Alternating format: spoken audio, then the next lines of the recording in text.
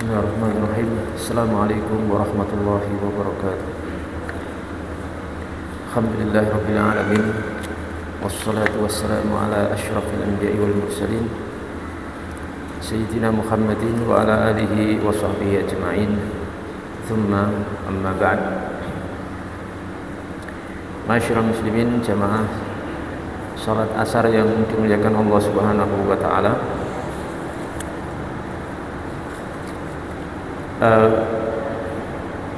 Dalam berpuasa kita disunahkan dan dianjurkan untuk menunaikan adab-adab berpuasa di bulan Ramadan, dan itu ada 6. Yang pertama adalah hifdzul lisan wal jawarih minal mukhalafat, menjaga lisan dan anggota badan dari al-mukhalafat, dari berbagai hal yang menyelisihi agama. Ini penting sekali, jangan sampai kita berpuasa tapi lisan dan al-jawarih, anggota tubuh kita, itu tidak berhenti dari berbuat maksiat pada Allah Subhanahu wa taala. Sebagaimana Nabi kita Muhammad sallallahu alaihi wasallam pernah bersabda, rubba shaimin hawluhu min siyamihi al-ju' wal 'atash. Seringkali seorang yang berpuasa itu bagiannya dari berpuasanya itu sekedar haus dan lapar. Kenapa? Karena cuma dapat haus dan lapar karena tidak menjaga diri dari hal-hal yang dilarang oleh agama. Lisannya, terutama lisan tetap melakukan dosa-dosanya, entah menggibahi orang, entah memfitnah, entah mengadu domba dan lain sebagainya. Atau al-jawarih, matanya, telinganya, tangan, kaki dan lain sebagainya. Jangan sampai kita sudah capek-capek, ternyata nanti di hari kiamat kita zong, artinya kosong. Ya dapatnya cuma itu, dapat haus dan lapar.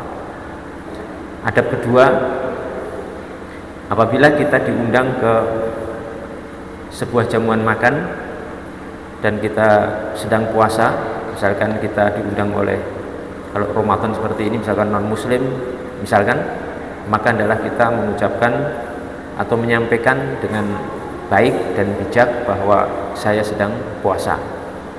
Dalam sebuah hadis Nabi SAW sabda, idza du'iya ahadukum ila ta'amin wa huwa shaimun falyaqul inni shaim.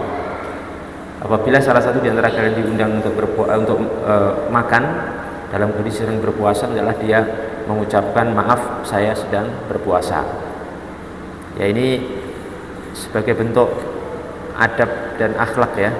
Bagaimana dalam menolak sesuatu itu pun kita harus memiliki etika yang baik, sehingga ketika kita menolak itu tidak menjadikan sahibul bait atau sahibul hajat itu kemudian kecewa ataupun sakit hati kepada kita.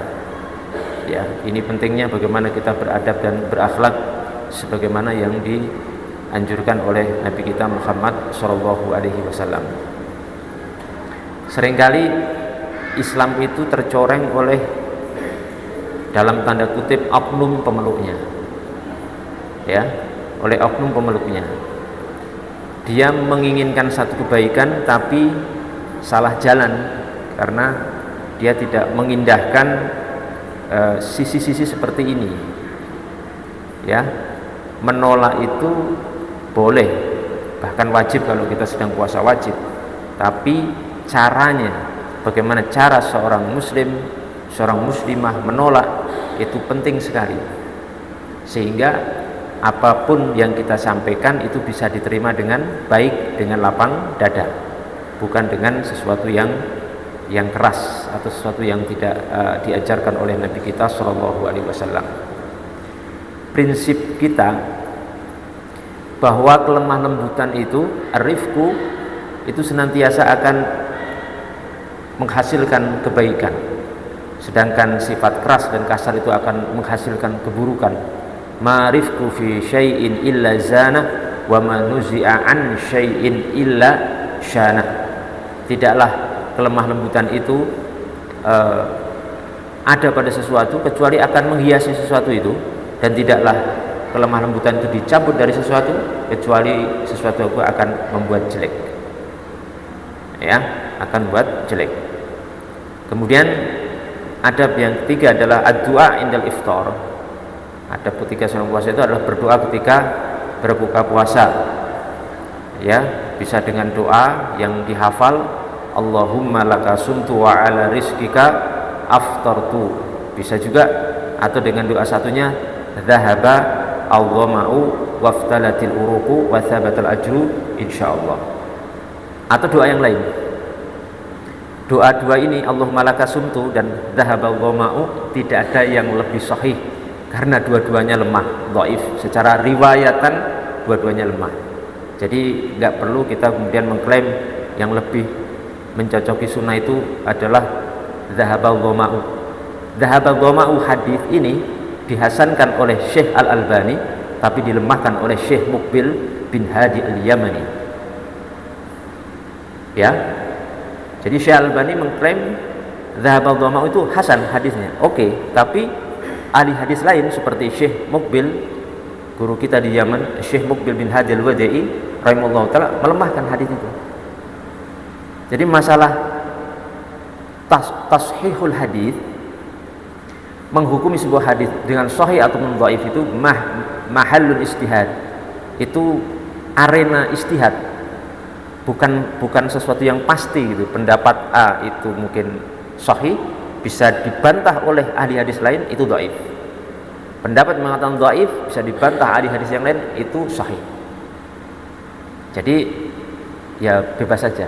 Artinya dua-duanya hadisnya itu lemah sebenarnya, tapi kita silahkan mengamalkan karena itu termasuk fadhailul a'mal, cuma sekedar amalan, keutamaan amalan yang kita boleh untuk menggunakannya.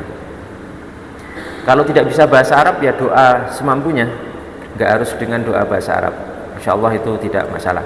Kemudian adab yang keempat adalah berusaha untuk berbuka dengan rutab ataupun tamr ataupun air putih.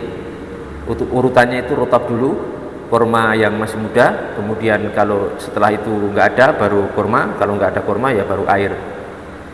Ini pun nggak sepakat ulama. Kemudian kok orang Indonesia kok bukannya pakai teh manis atau bakwan goreng, apa berarti menjadi sunnah? Tidak seperti itu, ya. Imam Hanafi Al-Hanafiyah menyatakan bahwa hadis ini maksudnya bukan membatasi kurma sama rutab, bukan begitu maksudnya. Kata Imam Abu Hanafi, maksud hadis itu adalah kita dianjurkan berbuka dengan sesuatu yang manis. Manis itu tidak harus kurma. Jadi illatul hukum, sebab dibangunnya hukum anjuran ini adalah berbuka dengan sesuatu yang manis. Tapi manis itu tidak harus kurma, tidak harus rutab, bisa yang lain, teh manis juga masuk. Jadi kalau kita berbuka dengan teh manis itu sudah sesuai sunnah karena sama-sama manis menurut Imam Hanafi.